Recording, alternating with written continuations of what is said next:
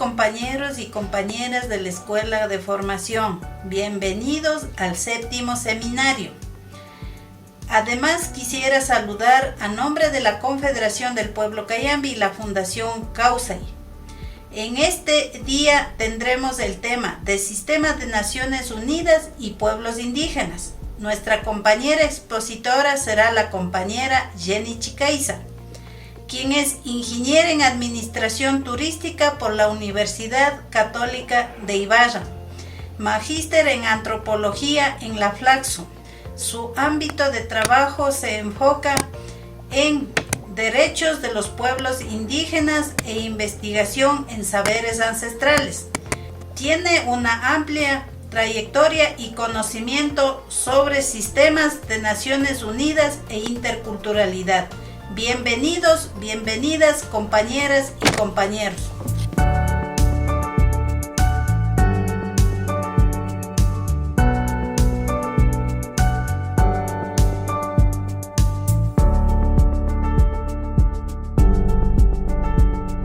Entonces quisiera empezar diciéndoles que el Sistema de Naciones Unidas es una organización internacional.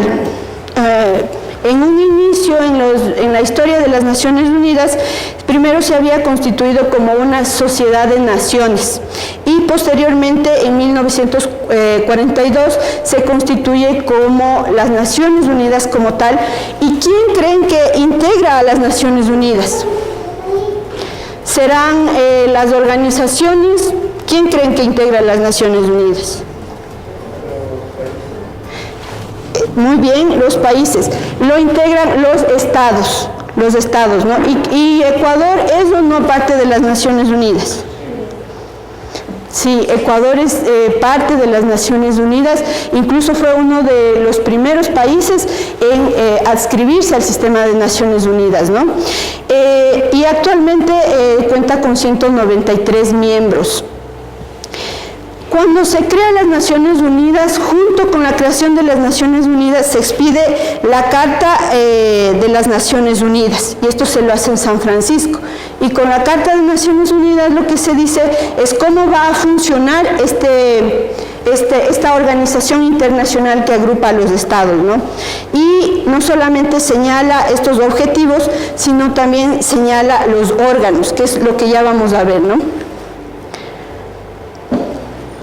Entonces, los objetivos de las Naciones Unidas se establecen en un momento en el que los estados habían perdido la fe en la historia, porque estaban saliendo de la Primera y de la Segunda Guerra Mundial. Habían fracasado, la Sociedad de Naciones fracasó con el inicio de la Segunda Guerra Mundial, y lo que dicen los estados es, a ver, ¿por qué no vamos a permitir que existan más guerras? Entonces nos juntamos todos los estados y vamos a crear una organización que tenga como principal objetivo la paz.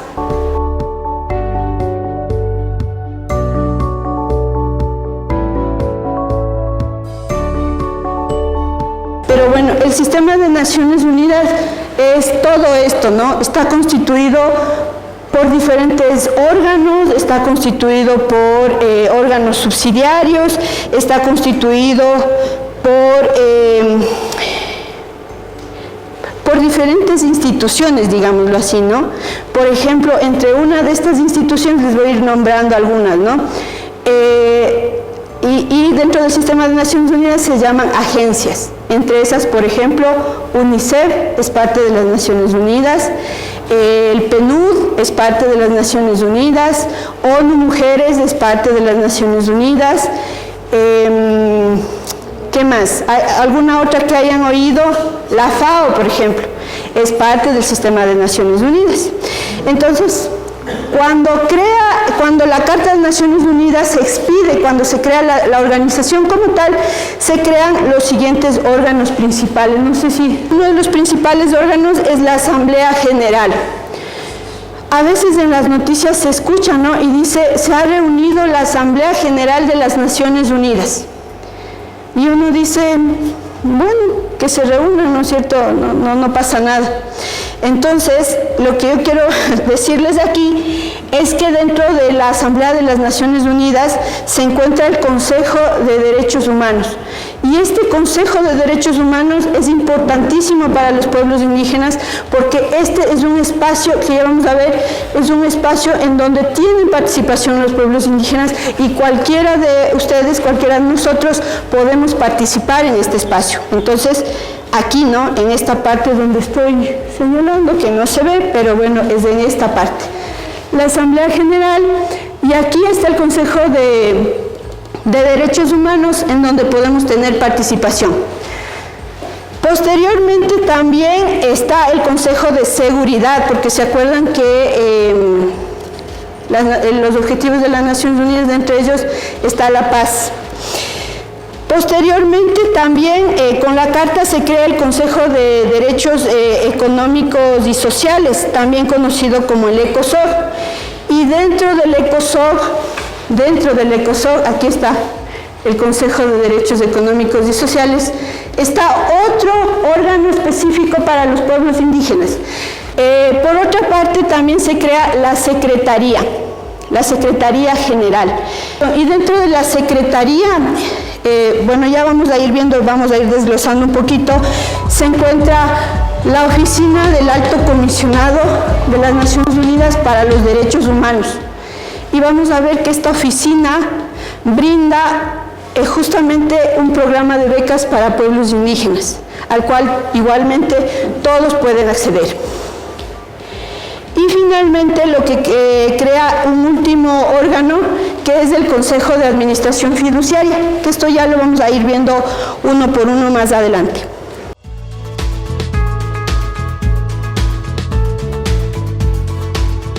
Ya, entonces, las Naciones Unidas, como había dicho, es una organización internacional que aglutina a los estados de todo el mundo. Entonces, es una organización que tiene sus propios trabajadores, que tiene su propio personal, ¿no es cierto? Entonces dice, vamos a dividir el mundo en regiones para que las Naciones Unidas pueda atender las problemáticas por regiones. Entonces, crea estas regiones, ¿no? Y la divide en África, todo, ustedes pueden ver el azul, Asia-Pacífico, que es todo el verde, Europa Oriental, que es el rojo, América Latina y el Caribe, que es donde nosotros estamos. Cuando se habla en el tema del sistema de Naciones Unidas, nunca van a decir, por ejemplo, Latinoamérica. Siempre van a referirse como América Latina y el Caribe. Y Europa Occidental y otros, que es lo que vemos ahí unido con qué está Europa Occidental y otros. Con Estados Unidos, ¿no?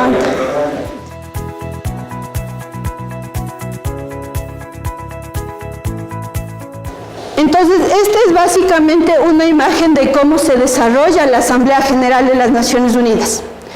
Se reúnen solamente una vez al año y en esta asamblea se deciden muchísimas cosas, ¿no? Se deciden cuestiones que son de interés mundial y entre esos, por ejemplo, se habla sobre el tema de desarrollo sostenible, sobre el tema de las mujeres, sobre el tema de cambio climático, cuestiones que son que abarcan la problemática a nivel mundial.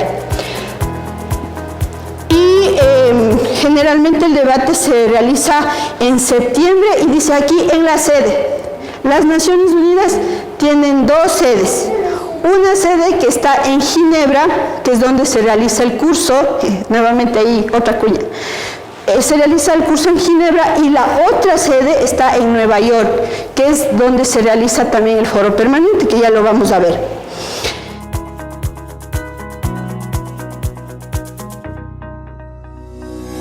Y tenemos el Consejo Económico y Social ECOSOC, que más adelante vamos a ver, y como había dicho, dentro de este está el foro permanente de las cuestiones indígenas, y este foro es un conjunto de representantes de pueblos indígenas que le asesora a este Consejo Económico y Social, ¿no?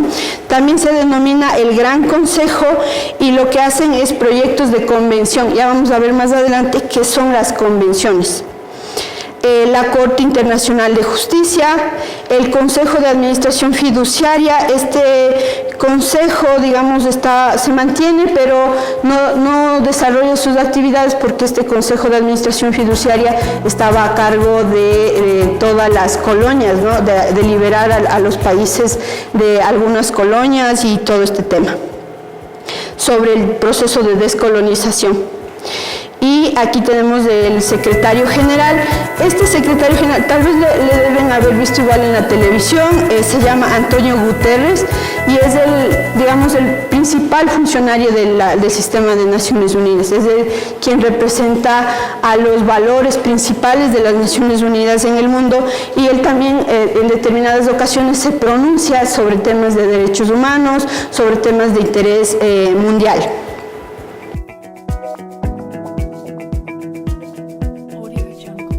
Los derechos humanos. Con la creación de las Naciones Unidas, uno de los principales debates que se abre a nivel mundial es sobre el tema de derechos humanos.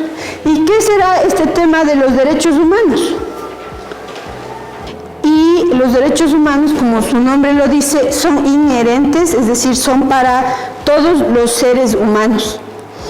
¿Qué pasaría si todavía seguimos con la controversia de Valladolid? ¿Los pueblos indígenas seríamos parte de estos derechos humanos? ¿Por qué? Exactamente, porque no era considerado. Entonces, este debate justamente se abre con la creación de las Naciones Unidas. Ya se iba trabajando este instrumento, ¿no? Y se dice, entonces vamos a crear un instrumento que dé igualdad de derechos y de libertades para todos los seres humanos, es decir, para todos en el mundo, ¿no? Porque en determinados países tal vez no hay constituciones que están preservando los derechos al agua, qué sé yo, me estoy inventando, ¿no? Entonces dice, a ver, vamos a hacer una constitución, como una ley grande que abarque derechos para todos, en todo el mundo. Entonces, estos son los derechos humanos, y hay otro punto específico que dice sin ningún tipo de distinción, que significa que ahí están todas las personas, ¿no? Estos derechos se asumen para todas las personas. Y después vamos a ver que la historia da un pasito más allá, ¿no? Y dice, vamos a reconocer derechos para los humanos, y en el caso de Ecuador se reconoce también derechos para ¿quién? Exactamente, ¿no? Va un paso más allá todavía en la historia. Quisiera llegar más bien al examen periódico universal. Entonces, el examen periódico universal examina la situación de derechos humanos de los 193 estados miembros de la ONU una vez cada 4.5 años. Y también un logro que tuvo el Consejo es que el EPU evalúa a todos los estados, ¿no? Porque inicialmente había como un comité de derechos humanos que solamente evaluaba así, escogiendo a los países, y no le evaluaba, por ejemplo, a Estados Unidos. ¿Por qué será que no le evaluaba a China? Entonces, con la creación del EPU, como se le conoce, se evalúa ahora a todos los estados en temas de derechos humanos. El EPU, este consejo que va a evaluar al país en temas de derechos humanos, le dice, usted no ha cumplido, por ejemplo, con los pueblos indígenas en el tema de la consulta. Entonces, ¿qué le hace? Le recomienda que pueda hacer, por ejemplo, una ley sobre el tema de la consulta, porque ahorita están en ese debate, ¿no? Entonces, ¿el Estado qué dirá? ¿Voy a cumplir porque es obligatorio o no? Muy bien, es una recomendación. Incluso dentro de del mismo proceso de evaluación, el Estado puede escoger qué recomendaciones se va a hacer cargo y cuáles son las recomendaciones que va a dejar para más adelante, ¿no? Para que pueda seguir trabajando en ello más adelante. ¿Qué es lo que está haciendo el Estado para que no se vulnere estos derechos? Entonces es como un diálogo, ¿no? Ahí están las organizaciones, ahí está el Estado, pero ahí también está el Consejo diciéndole qué es lo que está pasando, dígame qué es lo que está pasando, y también yo le recomiendo que pueda hacer esto, y si es que no lo hace también va a tener sanciones, ¿no? Quería hablar sobre los procedimientos especiales. Y los procedimientos especiales son especialistas que trabajan en el tema a nivel puntual, ¿no es cierto? Y nosotros tenemos, los pueblos indígenas, tenemos un procedimiento especial que se denomina la relatora especial sobre los derechos de los pueblos indígenas, ¿no? Pero bueno, la relatora especial es un mecanismo bien interesante del que ustedes, no sé si participaron o pudiesen haber participado, porque visita los países. Y visita los países para conocer la situación de determinados temas, y en el caso de los pueblos indígenas, para conocer la situación de los pueblos indígenas. También realiza recomendaciones, y aquí vamos nuevamente porque este tema va a estar ahí sobre la mesa del debate, porque efectivamente estas recomendaciones que le va a hacer la relatora son, si bien no son de cumplimiento obligatorio, son recomendaciones a través de los cuales las organizaciones de la sociedad civil pueden empujar el cumplimiento de los derechos a nivel del Estado, ¿no? Consulta previa, acceso a la justicia indígena. ¿Qué está pasando entre la justicia indígena y la justicia ordinaria? Este es uno de los grandes, una de las grandes deudas que tiene el Estado con los pueblos indígenas. Otro tema, extracción petrolera, actividades extractivas a nivel general, ¿no? ¿Qué otro tema creen? Un tema bien importantísimo. Sobre la naturaleza. Los derechos a la naturaleza. ¿Qué más? Protección del agua. Agua. Un tema así más global. Ya bueno, sí, con derecho a la naturaleza. Derechos laborales. El derecho de la mujer indígena también topó. Algo bien interesante, ¿no? Porque el tema de los pueblos indígenas, como también en relación con la cultura, la mujer como forma parte de este eje central de los pueblos, ¿no? Y otra cosa interesante que está topando la relatora es sobre los temas que aún el Estado no ha concluido, ¿no? Y que es una deuda con los pueblos indígenas. Por eso es interesante que ustedes puedan leer estos instrumentos para que vayan viendo, ¿no? En qué estamos, en qué están los pueblos indígenas, qué es lo que está faltando, cuáles son los derechos, sobre qué estamos peleando los pueblos indígenas, tanto a nivel nacional como a nivel internacional. Como les digo, ustedes pueden leer el informe de la relatora y ahí pueden encontrar los temas más importantes a nivel de derechos en los territorios indígenas, ¿no? Porque algo bien bonito que la relatora hace es ir al territorio. O sea, ella no hace su informe desde Ginebra o de donde esté ella, sino que ella viene, habla con las organizaciones, va a los territorios y ahí dice, mire, al Estado le dice, esto es lo que está pasando. Y si bien el Estado esto no lo toma como cumplimiento obligatorio, tiene un deber moral, una deuda moral en el momento que un organismo internacional le está diciendo, mire, usted está vulnerando todos estos derechos. Y el trabajo que tenemos como sociedad civil es decirle al Estado, mire, la relatora le dijo que cumpla este derecho específico que me están vulnerando. ¿Cuándo va a cumplir? Pero si no tuviésemos estos instrumentos, a cierto modo como Fray Bartolomé de las Casas, pues, de decir, mire, esto es todo lo que se está vulnerando.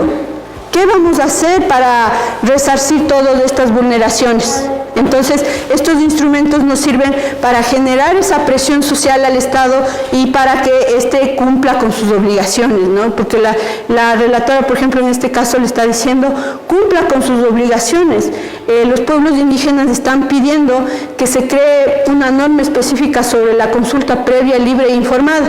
¿Y qué es lo que ha hecho usted hasta el momento? Ha creado solamente un decreto, ha creado por ahí cualquier norma inferior, pero no ha creado una ley, que norme la consulta, y lo que usted está haciendo es poniendo más empresas extractivas en los territorios que están vulnerando los derechos de las personas. ¿El derecho a qué? Derecho al territorio, está vulnerando el derecho a la consulta, está vulnerando los derechos de la naturaleza. Entonces, digamos, estos instrumentos nos sirven para hacer esta presión social. Pero ¿qué hay que hacer? Hay que conocerlos, porque si no los conocemos, no vamos a saber que la relatora le está diciendo, mire, aquí hay una bandera roja en estos temas. Pero ¿cuáles son los temas? Como líderes, ustedes deben conocer, ¿no? Y decir, mire, estos son los temas por los que estamos ahorita peleando. ¿Cuáles son los problemas en el territorio y qué es lo que necesitamos que se cumpla? Digamos, si viene la relatora el próximo, en unos 2 años o 3 años, bueno, ahorita es un relator, ¿no? Ya cambió. Si viene, ¿qué le vamos a decir? Nosotros sabemos de danzas, sabemos de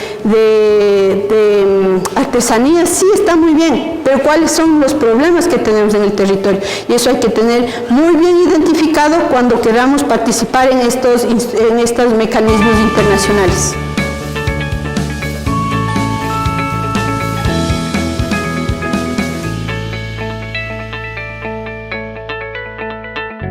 Entonces, a nivel internacional, nosotros tenemos 2 instrumentos específicos para pueblos indígenas, ¿no? Y estos instrumentos son el convenio 169 de la OIT,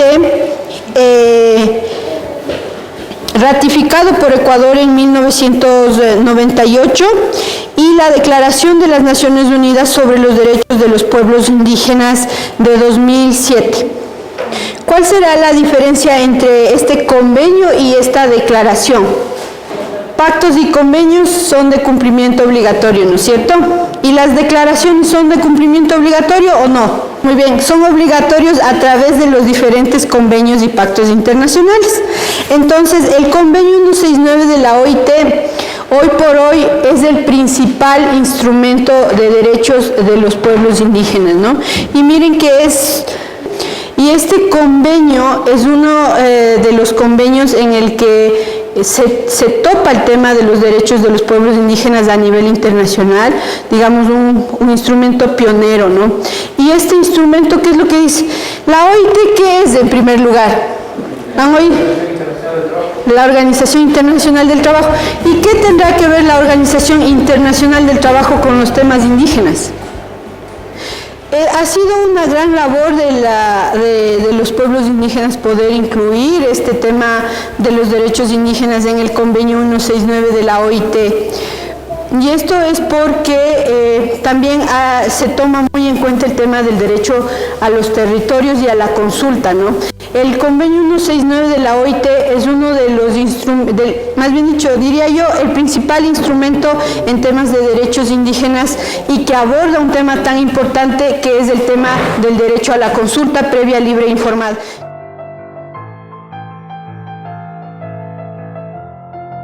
Bueno, aquí en Ecuador, pueblos y nacionalidades, ¿no? Y ustedes habrán oído que a lo largo de toda la presentación yo solo he dicho pueblos indígenas, porque el término pueblos indígenas es la denominación oficial en todo el sistema de Naciones Unidas.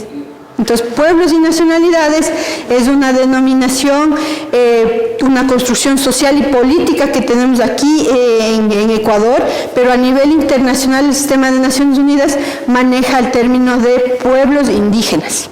Ya.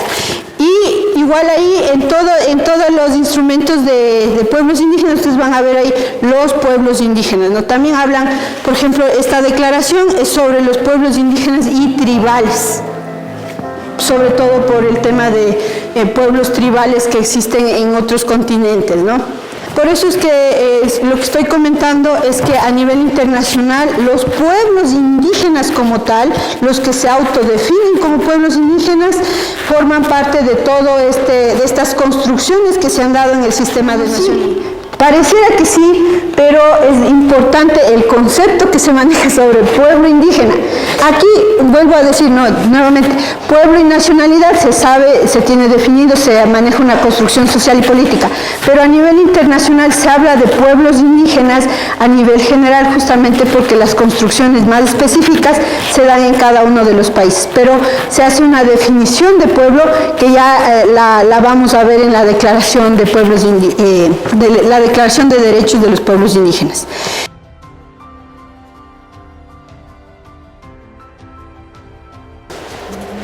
¿Qué le está diciendo?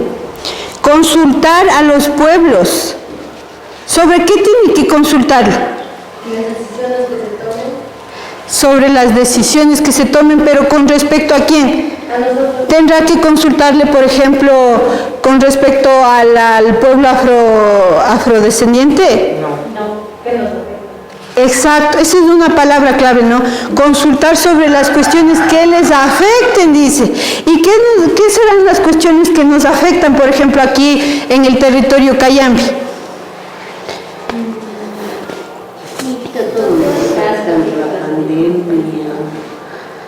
Por ejemplo, acá la señora toca un tema muy importante sobre el tema de la pandemia. Dice que le consulte sobre temas que tengan que ver con usted, dice, ¿no es cierto?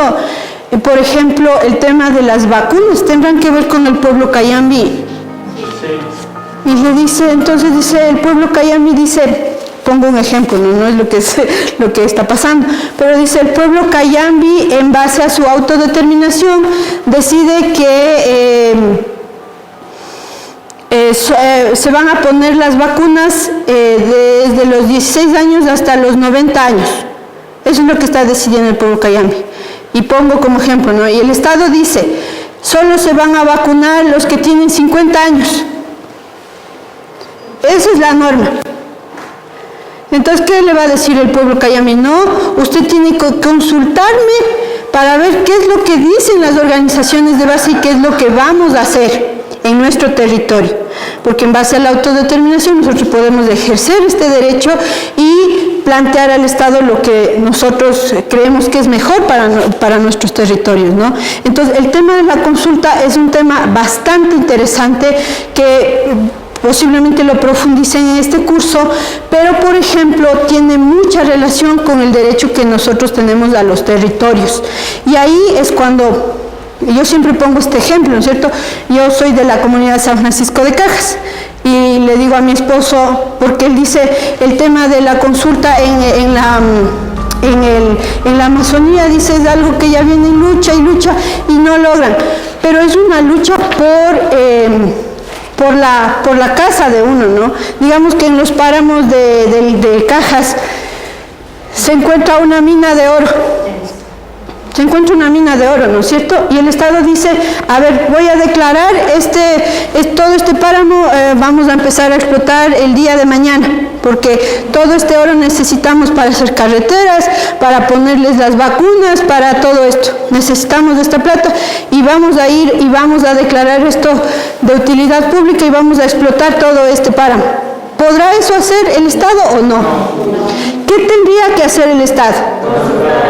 Consultarle, ¿no? Y decirle, a ver, se va a San Francisco de Cajas y le dice, verá, aquí en este páramo está, no sé, X toneladas de oro. Mañana vamos a venir con los trabajadores ya a empezar a abrir todo este cerro que han tenido aquí y vamos a sacarnos todo el oro. ¿Y qué le dice la comunidad? No, pues un ratito, o sea, este es nuestro territorio, ustedes no pueden venir a ingresar aquí sin habernos preguntado. Primero pregúntenos si es que queremos que se explote o no se explote este territorio. ¿Y creen que el Estado ha logrado un mecanismo para preguntarles a los pueblos y nacionalidades en Ecuador? Aún no ha logrado ese mecanismo.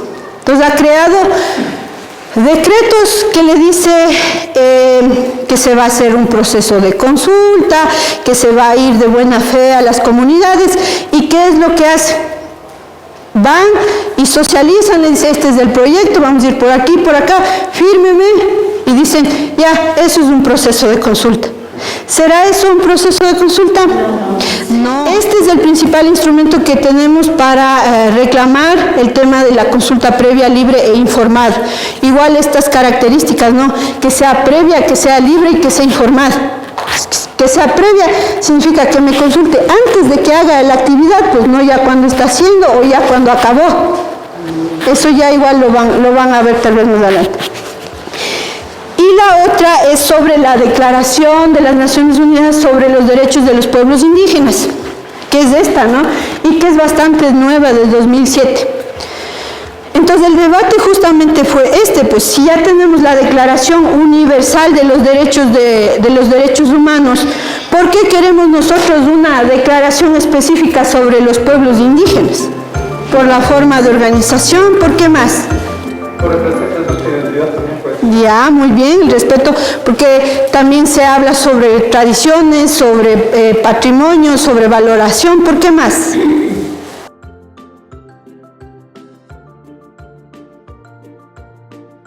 Toda la discusión que se da es en torno a decir, si bien los pueblos indígenas vamos a estar vigilantes de la Declaración de Derechos Humanos y que estos derechos también nos pertenecen, nosotros como pueblos indígenas tenemos nuestras propias visiones de la organización, nuestras propias visiones sobre el mundo y necesitamos una declaración que reconozca todos estos derechos y la incluyamos como un instrumento a nivel internacional de igual manera, ¿no?